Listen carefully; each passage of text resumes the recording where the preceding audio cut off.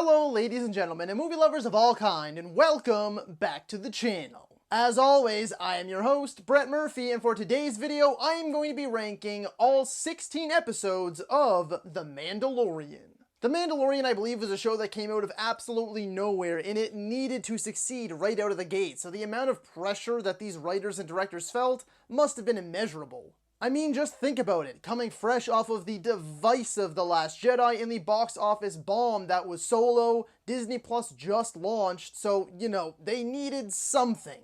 And thankfully, The Mandalorian has been adored by just about everyone, pretty much revitalized the entire Star Wars brand, and has been one of the most streamed shows across the world for 2 years running. So with Season 2 just wrapping up today, it felt like an appropriate time to rank each of these episodes. A quick bit of housekeeping. If you enjoy these ranking videos, I have an entire playlist dedicated to all of my ranking videos, so feel free to sift through that and you might find something that you like. And I want to say right now, I am assuming that if you are watching this video, you have watched all 16 episodes of The Mandalorian, so there will be spoilers. So with that being said, let's hop right into things. Number 16 is going to be Chapter 5, The Gunslinger. Look, this episode is just the definition of filler. Not much happens. It's a side quest if I ever saw one, and this is a show that is often criticized for most of its episodes feeling like side quests. But this one is the #1 offender. Sure, there's some nice callbacks to the original trilogy, and Toro Calican is like an okay Han Solo wannabe. It's like if Han Solo just remained a dick and didn't turn to the rebellion. And then Fennec is a pretty badass character that further gets fleshed out down the line, making her a great character. But aside from that, this episode is a complete pit stop. It's still enjoyable, don't get me wrong. I don't think any of these episodes are bad. I've watched the show numerous times now, and I still do enjoy this episode, but in my mind, it's by far the weakest. Number 15 is Chapter 10, The Passengers. And here we have another side mission filler-like episode. I mean, the episode is literally they get stuck. That's it. I guess the spider creature things were actually kind of cool, very creepy, and gave me the heebie-jeebies. And having Paul Sun, Hyung Lee, and Dave Filoni cameo as X-Wing pilots was actually really cool to see and a nice little treat. But aside from those few little things, virtually nothing happens. Number 14 is Chapter 4, Sanctuary. The only reason this episode ends up ever so slightly higher than the other two is because of that awesome battle with the ATST at the end of the episode. And it's cool as hell, as it feels more menacing than it ever did in any of the other movies, because they typically get taken down fairly easy. Aside from that, this episode always annoyed me a little bit. I mean, it's fine that they finally meet Cara Dune and she becomes a major player throughout the series. That's all fine and dandy, but it's just annoying because they get to this new planet, we're gonna stay here, no we're gonna leave, no we're gonna stay here, no we're gonna leave, and that's the episode, it just kind of comes and goes. So aside from the final battle, nothing really worth noting happens. Number 13 is Chapter 2, The Child.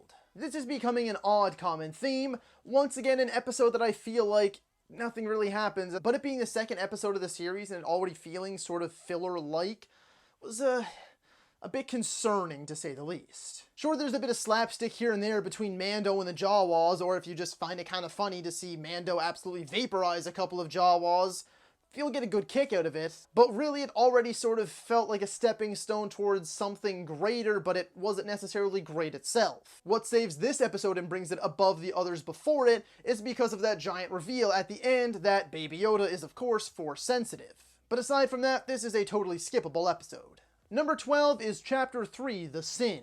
Now this is where the episodes all start getting really good, because this one definitely could have been a bit higher. It does a great job at finally pushing the story forward and has a lot of badass moments. We see Mando finally get his now iconic Beskar armor. He wipes out a handful of stormtroopers, retrieving Baby Yoda, and then he has to fend off pretty much all of the bounty hunters in the nearby area to escape with Baby Yoda. To which the rest of the Mandalorians come to his aid in a very cool scene.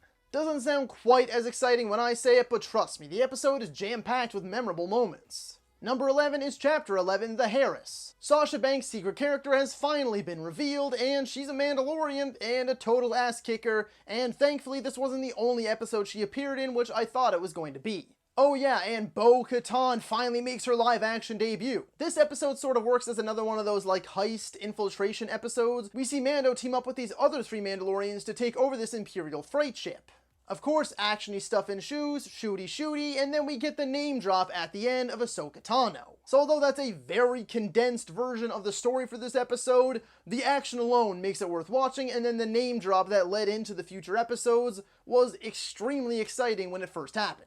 And to be quite honest, still gives me goosebumps. Number 10 is Chapter 6, The Prisoner. Sure, this might seem like another filler episode, and I might get some flack from putting this one over a few of the other episodes, but I really do have a soft spot for this one. I mean, the supporting cast is absolutely great. Yes, it is another one of those heist sort of infiltration episodes that I was already talking about. Break onto a ship, free a prisoner, that's the episode. Yes, it feels like filler, but again, the supporting cast is really what saves this one for me. I mean, when you have a supporting cast that includes Bill Burr, Clancy Brown, and Natalia Tena, how am I not going to love you? The action is great as well, and there is a few twists and turns in here too that help keep things fresh, but it's essentially a Prison Break episode set in the Star Wars universe. Number 9 is Chapter 12, The Siege. Okay, first off, Baby Yoda in school, amazing, adorable, some of the cutest shit ever. Aside from that though, seeing Mando team up with some old allies to take on an Imperial base is amazing. Once again, great action on Showcase here that ends with an epic chase, and it also has a few things here and there that help it connect to the greater Star Wars universe if you're able to pick up on them. Plus, we got Jeans Guy in this episode that became a massive meme the day that the episode premiered. So aside from the explosive action, it's memeable as well, which gives it bonus points.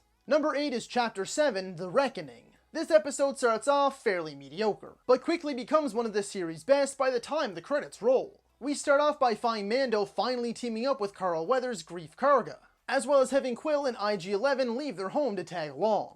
Again, not much happens early on, that is until the always superb Giancarlo Esposito hits the scene as Moff Gideon, and shit hits the fan quickly.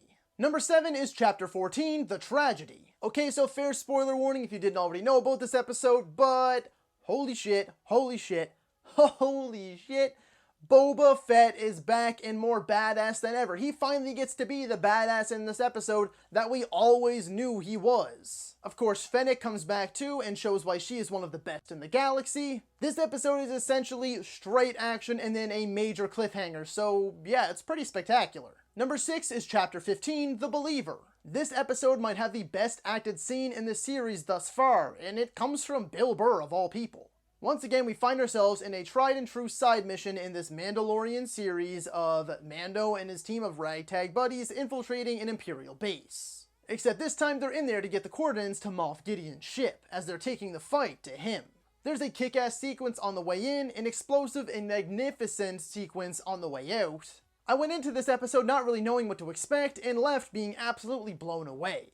Number 5 is Chapter 9, The Marshal. The fact that Timothy Olyphant did not become a series regular after this episode makes me super sour. Not only is this dude super charismatic and charming, but he has some pretty awesome moments in the action sequences as well. Though the two of them teaming up with Tusken Raiders to take on a giant lizard worm dragon thing is pretty cool, I think the standouts for this episode were actually the perspective shift during that fight to it finally being full screen, and the armor that we find Timothy Olyphant in.